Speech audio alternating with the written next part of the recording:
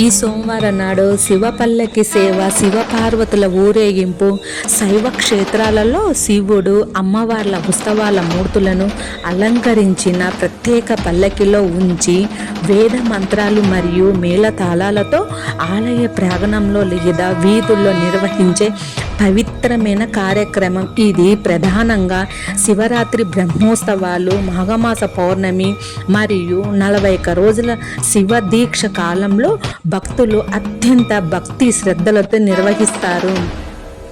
ప్రత్యేక పల్లకిలో శివపార్వతుల ఉత్సవ మూర్తులను ఆసీనులు గావించి పూజలు చేస్తారు. శ్రీశైలం వంటి క్షేత్రాలలో రంగురంగుల పుష్పాలతో అలంకరించిన పుష్ప పల్లకి సేవ అత్యంత వైభవంగా జరుగుతుంది. శివనామ స్మరణ మధ్య శివస్వాములను ఈ సేవను నిర్వహించి భక్తులకు తీర్థ ప్రసాదాలు పంపిణీ చేస్తారు.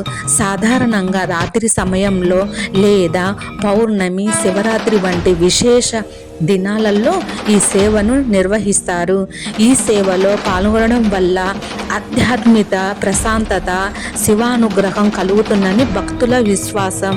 శ్రీమాత్రియే నమః. నమస్తే.